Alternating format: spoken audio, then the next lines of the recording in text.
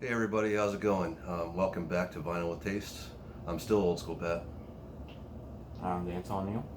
and today we're continuing our quest to bring you some of our favorite Jamaican music. This is all from the dub genre. What? Yeah, Dubtastic. So we got a whole bunch of stuff that we think you might like to check out. And starting off, where we left off in our last one, which was also we talked about dub, was we were talking about Lee Scratch Perry's Super 8, and I wanted to bring this next one out because it has Lee Perry's Revolution dub on it. This CD was released on Trojan. It's called Dub Triptych, and it actually has three records on it. Those being Blackboard Jungle, Cloak and Dagger, and Revolution Dub. Revolution Dub was actually released in 1975, and it's one of the first Lee Perry dub albums that featured all rhythms recorded at his Black Ark studio. So, and it's a really wild, weird mix. Yeah. I like the Cloak and Dagger on that. Yeah, Cloak and Dagger I like is that excellent. a lot. King Tubby. You're going to run into a lot of King Tubby dub albums, but I think for the newcomer, a good way to introduce yourself to the dub masters' music would be with these two releases from Blood and Fire. Actually, it's on. Let me get the record out here. There it is. Dub Gone Crazy. Dub Gone Crazy. Evolution of Dub, King Tubby, 75 to 79, and it collects a lot of his best work for the producer Bunny Lee, who was King Tubby's main employer, at least up until Channel One and Joe Gibbs began their dancehall domination. Dub Gone Crazy Volume 2, here it is on CD. And again, collecting some of the best of the Tubby, Prince Philip Smart, and Prince Jammy dubs for Bunny Lee. A third Blood and Fire King Tubby dub set would be Dub Like Dirt, which came out later, and the Blood and Fire series. Dub Like Dirt has further really good mixes. Actually, Dub Gone Crazy, the first Dub Gone Crazy, I think was the second release right after the DJ one Right. for Blood and Fire. Blood and Fire. So how many releases do you think are in Blood and Fire's catalog? I think they only had 50 or between 50 and 55. You think that's it? Yeah, that's all they ever released in total. Wow. Yeah. And it was all reissues except for the last couple of releases, which were they did one off the Congo's Fisherman rhythm where they recorded. Oh yeah, that's a good one. That's a double disc. Yeah, they did all new artists and vintage old artists recording new tracks on that rhythm. So that wasn't all reissued. That's amazing. And they did the same thing with the Abyssinians on Tree of Sada. Yeah. Where they had new artists do. I don't think of those as Blood and Fire because because it's so different. Right, from yeah. What they were usually doing.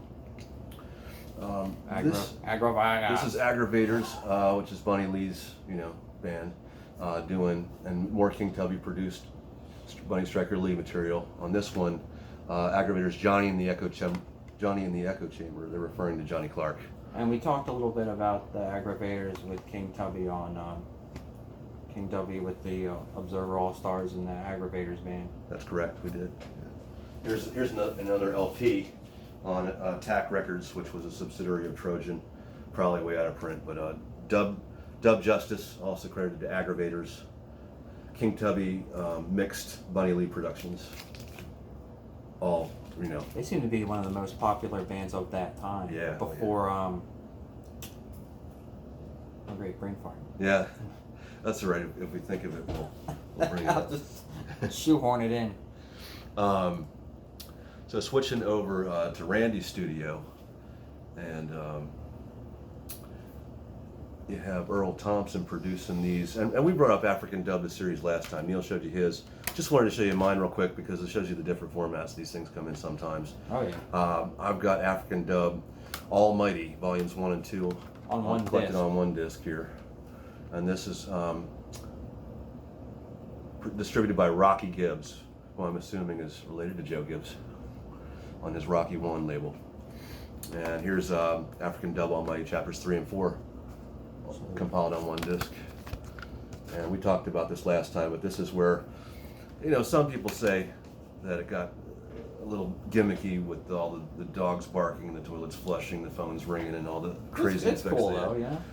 But yeah, I mean, African Dub 2, African Dub 3, they sold by the truckload when they came out in Jamaica and England in the 70s. Well, I mean, it was probably marketed towards more white rock audiences too, and it's a lot of the, I don't know if we call it psychedelic, but a lot of their music at the time was like that. I agree. I have brought out this. Here's one called Earthquake Dub. The Revolutionaries are the band on it, and it was all produced, arranged, recorded, and mixed by Ossie Hibbert, who was the Revolutionaries keyboard player. Earthquake Dub features like militant steppers, rockers songs, and this came out in the Hot Pot label, which I think is what Steve Barrow did after Blood and Fire. Continuing with the Revolutionaries, Channel One, who came to dominate the dancehall after Bunny Lee, starting about 1975. They had Iroy heavily involved in the recording and mixing of their house band, which was the Revolutionaries, Sly and Robbie. And one of the most successful dub albums that Channel One ever put out was Vitaldub, which was released here on the Frontline label. And what it did was basically take the Mighty Diamonds album, Right Time, and it deconstructed those rhythms with using the really, heavy echo of the Channel One studio. And that album was on Frontline too, right? Yeah, they both came out, which meant they started out on Virgin, and then I think they were re-released on Frontline, or perhaps Frontline was a subsidiary of Virgin. But either way, it's Virgin Records. What was Virgin's Frontline? Yeah. Completely opposite to Virgin and their distribution would be Harry Moody, who was a famous Jamaican producer who was known for working with artists like John Holt, and he would have strings like violins on some of his compositions. And he was a very independent producer who never licensed his music to anybody else, and that's why you can only get the following CDs directly from Harry Moody, Moodisc. This is Harry Moody Meet King Tubby's in Dub Conference Volume 1. And Yes. Well, I'll tell you where you could get them. Ernie B's. They were here selling them. yeah, that's probably where I got them, because I used to get But way it before Discogs. It could be a bootleg too. Bootleg sometimes. Hey, and we both have bootlegs. That's true. I mean, as long as it's the music, I mean, it sounds good. Yeah, I Who mean, gives a shit. as long as the quality's there. This is Harry Moody Meets King Tubby's in Dub Conference Volume 2. And all these were mixed by King Tubby directly, as opposed to his other mixers that he used in his studio, Philip Smart and Jammy after 76, and Scientist. And finally, Dub Conference. Harry Moody Meets King Tubby in Dub Conference Volume 3. Volumes 1, 2, and 3, they're all essential good King Tubby dub releases. Another record that really helped popularize the dub genre in Britain was called King Tubby Meets the Upsetter at the Grassroots of Dub, which was produced by a relatively smaller Jamaican producer named Winston Edwards, who went on to become big in Lovers Rock later on. But other than that, this is the version I have of King Tubby Meets the Upsetter at the Grassroots of Dub. Here it's just called King Tubby Meets the Upsetters on the Reggae Best label. But it is, and it came out in 1993, and it is the same tracks. It's the same. Here's one where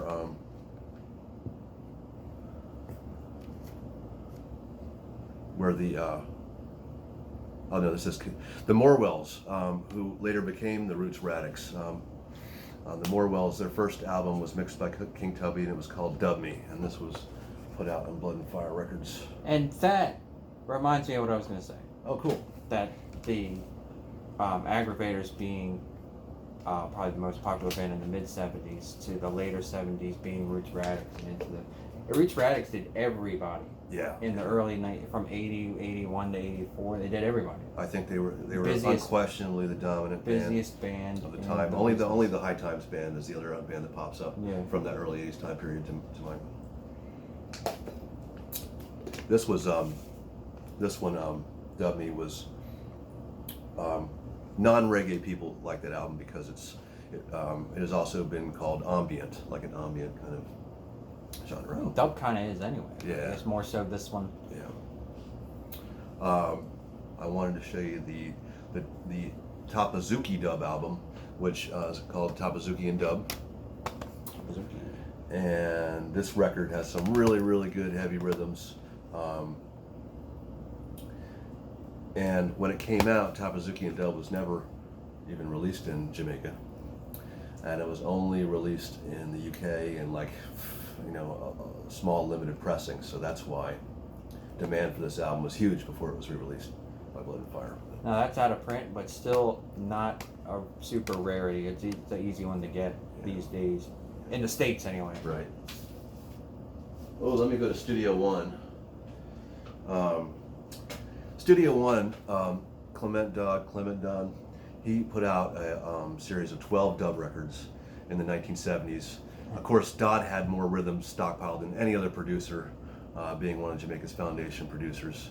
And he mixed those dub albums himself because Sylvan Morris, his engineer, left before any of the series came out. So it's said that Dodd did these himself. My favorite one of the whole series was called Dub Store Special. And Is that the original sleeve? For yeah, that, or? oh yeah, absolutely.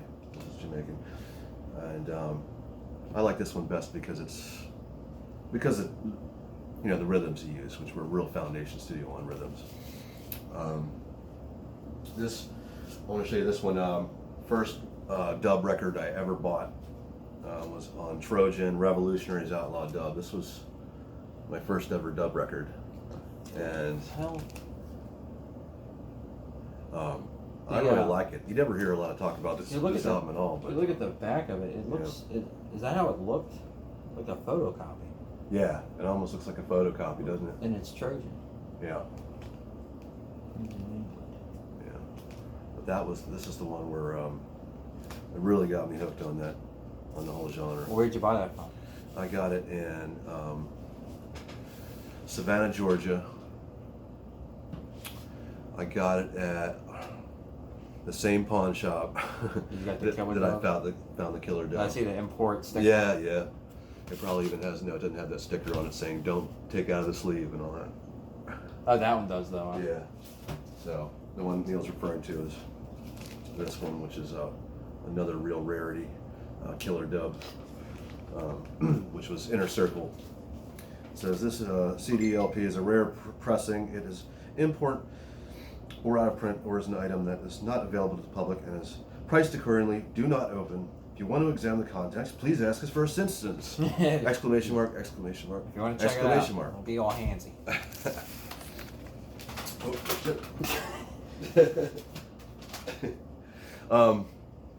We were just talking about Studio One Dub and Sylvan Morris, who was the mixer for them for years and years. When he left the employment of Dodd, he did several Burning Spear records like Dry and Heavy, Man in the Hills. Dry and Heavy's good. I like that. Burning Spear's third album, which was called Marcus Children, that was re-released by Blood and Fire as Social Living. Here's Sylvan Morris does the dub version of that album. It's called Burning Spear Original Living Dub Volume 1. And I found these, I only found these records, these CDs, maybe about 10 years ago. And they're really fresh sounding dub because Sylvan Morris doesn't mix like Tubby, he doesn't mix like Earl Thompson, he doesn't sound like Perry. I mean, it really, really unique. And I just thought of something then. We both say use records for CDs too, because I do that same thing. I think it freaks a lot of people out. But hey, I mean, What's the difference? Right? Here's Spear, Burning Spear, Living Dub, Original Living Dub Volume 2. And what this is the Sylvan Morris mixes. From what years is this? Well, this is from the 1980 album, Hail His Imperial Majesty, or Hail H.I.M. Sure. And so it's all the rhythms from that album Yeah, I'm not familiar. mixed down.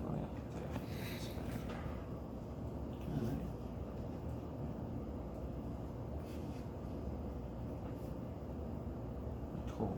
Towards the latter half of the 1970s, there were a couple of Greenwich Farm-based producers, Bertram Brown and Don Mays, who made some good dub records in a period of time where dub was beginning to be more, everything was starting to sound the same, but they put out a couple really good releases. This is a numbered edition Blood and Fire box set, number 2006, King Tubby and Scientist Greenwich Farm Rub-a-Dub. Nice. And what it contains in here is 2 CDs, the first being the Bertram Brown Productions, King Tubby and Soul Syndicate, Freedom Sounds and Dub, which me and my brother both own. It was one of my favorite dub records, containing as it does King Tubby's Salty Dub and Great Stone Dub. I mean, if you can listen to King Tubby doing Great Stone, listen to that track and just, if you want to hear dub at some of its most exciting. The second CD in here is the Scientist Don Mays produced, but Scientist mixed Dub in the Roots Tradition. And Scientist was all of 16 years old when he mixed these songs. He was hanging around Tubby's studio waiting for his chance, and then one day Tubby was tired and he said, all right, let Scientist do it. And the songs that came out of these sessions, not one of them was an original track, but all of them became dancehall staple rhythms. Basically every single one of these 15 tracks was calling the shots in the early 80s, with versions by Lone Ranger and the early 80s DJs like who's the one I'm trying to think of that did all the X-rated stuff? General Echo. Yeah, Echo and them guys there. This next one here was King Tubby collaborating with the producer Glenn Brown. It's called Glenn Brown and King Tubby Termination Dub, 1973 to 79, and it has some heavy-duty rhythms on this. Glenn Brown being a producer that worked with, he produced reggae, he produced DJ, and dub too. Oh gosh, here's a new label that we haven't talked about yet. Auralux. You hear a lot of Blood and Fire and Pressure Sounds from us. Obviously great labels that put out quality music. Auralux is another really outstanding reissue company, or at least it was in the early 2000s. I don't know the status of any of these companies now, but this is the Mikey Dread Show, African Anthem Dubwise. Mikey Dread was a longtime Jamaican radio DJ, and when he was on the air in Jamaica, he had a show I think for 4 years there. It was the rootsiest show that Jamaica had ever had on the radio at the time. Believe it or not, Jamaican radio was playing all American crap at that time, and he didn't hear a lot of roots reggae at all. Oh, he had to fight for that. Yeah. To play what he wanted. Did he? Yeah, didn't come easy. Yeah. And he went from being a successful Jamaican radio DJ to producing some of the best and most exciting dub of the early 80s. Right as the form was dying, right as digital, dancehall, right before digital took over. 85. Here is one credited to the Aussie All-Stars, that referring to Aussie Hibbert, the keyboard player. Lego Dub. Lego Dub came out on Hot Pot. And with this is an original, the original album was Lego Dub, this isn't a compilation or anything. But what this is basically is the rhythms from Gregory Isaacs' Mr. Isaacs album, all dubbed out to extremes. We talked about producer Keith Hudson before, the sometimes ghetto dentist, sometimes reggae producer, always weird. But here's Keith Hudson, Brand, which came out a few years after Pick a Dub. Brand is his second dub set that he released. This is on Pressure Sounds, and it comprises mixed down versions from his Rasta Communication record. Oh, well, this is just here. This is just the CD version of the what we showed you, Killer Dub. It has two albums on one CD, Heavyweight Dub and Killer Dub, and it has all the Inner Circle stuff. 2 albums worth, dubbed by Prince Jammy and Maximilian. Talked a little bit about Scientist before on Dubs from the Roots Tradition with Don Mays, but Scientist went on to be one of the most successful dub engineers in the early 80s. He worked with Junjo Laws, and Junjo Laws' main competitor, which was Linval Thompson. And so I brought you a couple. These are just a couple CDs of the Linval Thompson produced Scientist mixed tracks. First one is, which one was first? I think it was Space Invaders. Scientist meets the Space Invaders.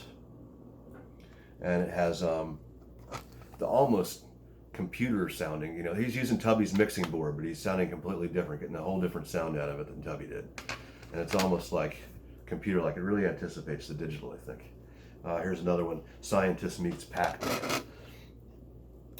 Further Linval Thompson productions mixed down by Scientist. Yeah, like meets vampires or rids the world. Or... Yeah, I mean, you guys are probably familiar with Scientist, and you have Scientist wins the World Cup, and Scientist, you know, takes on, you know, the werewolves, and Scientist this and that. They're all pretty exciting albums. Yeah. Here's another one of Auralux, the label I just talked about, Mikey Dread. This is Linval Thompson and Friends, Whip Them King Tubby. So it's rare sides mixed by King Tubby. The strangest cases I think I've ever fucking seen. I don't think I can open it. How the hell did you open this? Like this. You just press on the. Oh, okay. You gotta press in. You gotta press. Okay, Nothing so too exciting on the inside. Funky cases. Here's one. Oh, and did I say that about Jammy? Oh yeah, Scientist work with Jammy. But this is Prince Jammy. Back when he was Prince. That one I've never heard before in my life. This is Dennis Brown presents Prince Jammy, Umoja, which is Prince Jammy deconstructions of Dennis Brown songs. Did you get that on Ernie B's or? Yeah, I'm pretty sure I did. Good stuff. Sweet. Yeah, so what we hope to do next time around is get into what they call the dancehall era. 79. 78, 79, early dancehall, exciting time for music. It's kind of a misnomer of a genre that they call it dancehall, because all Jamaican music is dancehall music, being that dancehalls go back to the 1940s and 50s. And they could have called it something else, but they didn't. Now I think that will probably have to be a two-parter, because then we'll go to 85. Oh yeah, definitely. I mean, because what you call dancehall is what is going on, you know, to the present day. Yeah, but first wave. Oh yeah, first wave is going to be. We'll do 2 of those. All right. To 85, and then start talking about the digi dancehall and reggae stuff, which I like how they did it between like 84 and 85. They kind of like segued it in to where it was like they combined it, you know, with real instruments, and then it kind of like phased out. You know, a lot of producers' studios were real tiny. You couldn't fit a band in there anyway. True. Yeah, that's right. In the They got rid of the 1980s. 6-piece horn sections and stuff. Yeah. Were gone. For the time. Yeah. Neil actually brought some to close out the or talk about the dub genre. Neil brought some examples of the modern day dub that is really good. Yeah, but it's really kind of like a dead genre. But yeah, you know, this is a good example. This sounds old school, instrumentation and stuff. This is King Jammy doing. Wow, look at him! Gosh. Yeah. He definitely looking older now. I know. There he is, King Jammy. Waterhouse dub. I like this one a lot. It came out 2000. What did I say? 17. Yeah, 17. This is another one. I love Alborosi. This is Alborosi with Jammy as well. This one's a digital one, but you know, you could tell that You can tell that they both worked equal on it. You know what I'm saying? Jamie, he came from Jamaica, of course, the Waterhouse area, the Greenwich Farm area, and immigrated to Canada. And he moved back to Jamaica in 1976 and began working under King Tubby. And Tubby started mixing less and less, and he gave more and more of his duties to Jamie.